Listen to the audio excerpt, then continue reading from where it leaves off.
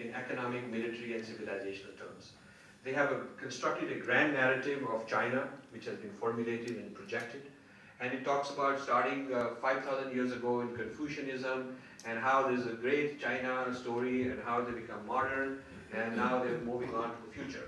This is a very seamless, continuous story that they've constructed, and this is what they're teaching their people and projecting. They are doing a major promotion of Chinese positive history. Not that we are ashamed and we're guilty and we have abused people, we should be sorry for ourselves and we should apologize for our civilizations. Not that. In fact, I've done a study of China in Harvard versus India in Harvard, and it's like night and day. I've looked at what are their topics of public talks and courses they offer and dissertations on China, and contrast with India, and I can get into that later if somebody wants, but I'm actually writing a report on how China has projected itself in a very positive, as a very positive civilization. India actually has not. They have 100 Confucian Studies chairs established worldwide with the help of the government and the private sector, the entrepreneurs, and China institutes are in San Francisco, New York, all kinds of places. Chinese insist that they have their own modernization, which is not westernization. What they are saying is, we're telling our youth, modernize, but we have a Chinese approach to modernity, and that doesn't mean you have to mimic the West. You modernize, you get all the consumer goods, and you live the modern life, technology and all that, but there's a Chinese philosophical and civilizational ethos behind it. So while in India, we often hear, do you want to remain traditional or do you want to become modern, which means you've got to westernize. As if you cannot be modern in an Indian context, with an Indian civilizational approach to modernity. That sort of is considered an oxymoron in India, but China actually insists that they have their own modernity. Pan-Islam has a theological grand narrative from God. China does not claim that their grand narrative comes from God. It is something they made up and built up over time. But the Islamic narrative comes from God, which gives them identity, meaning, and direction. They have a sacred geography. So the Kaaba, for example, is sacred, and you cannot point at Jama Masjid to pray. You have to point a particular place to pray. So that sacred geography is unique. It's unique powers in certain areas. There's a literalist account of history. A literalist meaning you cannot say it's metaphorical. These are all metaphorical things going on and we can reinterpret them for today. They are considered to be actual historical events that happened, and so you cannot mess with it. Because when God is one of the protagonists in a historical event, then you better not try to update what he might have said. You cannot say I'll amend it because God is spoken and it's literal history. There's also a preordained trajectory into the future. So not only is the past fixed, but the future is also preordained, and you have to live in accordance to achieve that. And so there is this idea of us versus them, the Darul Islam versus Darul Harb. And this is there in Islamic doctrine. But Islam is not just one monolithic entity. There are cultural variations, at least 4. I mean, you have the Arabic version and the Persian version, which is Shiite, is very different. Language is different. Their idea of their history and links with Islam is very different. And then there is the Indic or South Asian Islam, which is very eclectic, which is very sort of the most liberal of the lot, and probably a very important asset for Indian civilization is to harmonize with this Islam, because that is highly exportable model. The rest of the world has to learn how to live with Islam, and India has the longest experience of doing that. So this Indian Islam, which is very different than the rest, hopefully can remain like that and not be modified and taken over by Saudi Islam and so on, which it might. Then there is a Western version of Islam. In Europe and United States, the people who are Islamic are creating a whole new political and social value system. And finally, there are fringe movements to liberalize. But they are fringe movements. They do not have the center of power.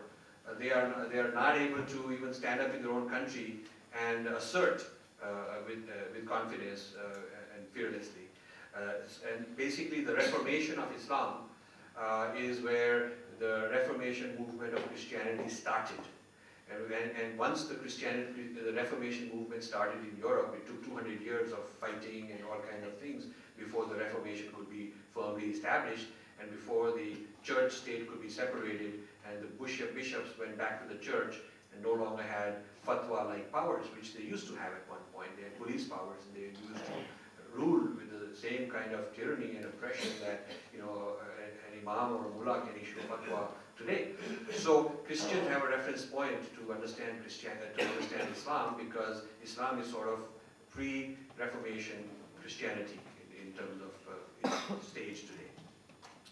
Now I'm going to focus on United States to give you a kind of a what's the worst case scenario of how a foreign civilization can come and intervene. And I don't do this because I have a problem with the United States. In fact, I live there, I love it. I think it's India's best ally in terms of another civilization.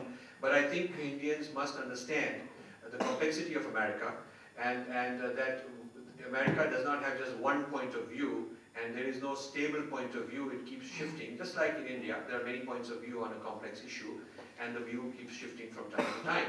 So United States, the scenario I'm going to develop also applies to Islam and China and other civilizations. But I'll focus on the United States because I've lived there for 38 years. I know it very well. I've studied its history for the last 10 years. It's a very systematic pursuit of mine. And therefore, I feel I can talk with greater confidence. But the same thing I'm saying would also, similar things apply to other civilizations. Now, USA also has some very positive things on India. Let's start with that. There's a business success, so Fiki would vouch for that. And I am also a product of the business success of US.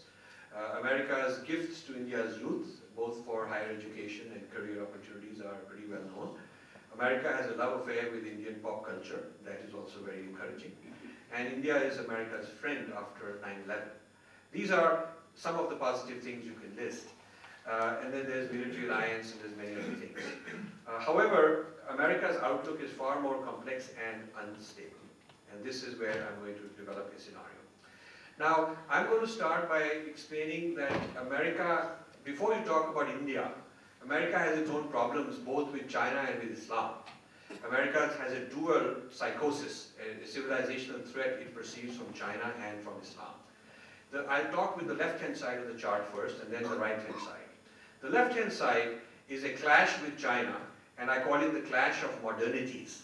It's a clash of modernities because China is saying we are going to compete on modernity. We're not competing on religion or ideology. We are competing on modernity, industrial economy, military, political power, materialism, consumerism. So we are going to become more American than the Americans in a sense. This is hitting America at the core of its modern society, modern industrial complex society. I call this the father-son clash because China's industry is a sort of has been produced and exported by the United States.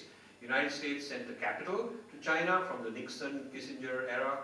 They sent the industries, the technology, the machines, and they bought the finished goods. So the United States actually transplanted its entire industrial complex and shipped it off the Pacific Ocean to China. And so now the son, which is China, says, "Thank you, Dad. I learned this from you. You gifted it to me. I've improved upon it. Now I can do better than you. And guess what? I'm actually going to take you over. I'm going to be better at this modernity than you are." So there is a father-son clash of modernity going on, and that is one of the two psychoses of the United States. The other psychosis, which is on the right-hand side, is a clash of fundamentalisms. The Islam is not looking for modernity. They are not clashing because they'll have better machines and better factories and they'll export more consumer goods. They just don't want, they're not worrying about that. They are competing against the fundamentalist Christianity, and it's a rival claims over historical prophets, each having finality, each Christianity and Islam claiming that they have God's franchise for man. God gave them the franchise. He gave them the exclusive franchise, and the other franchise is bogus, it's not valid. And they have the franchise to take over the world. So this fundamentalism versus fundamentalism between American Christianity and Islam is also a father-son clash. in the sense that Islam is an offspring of the lineage of Judeo-Christian prophets.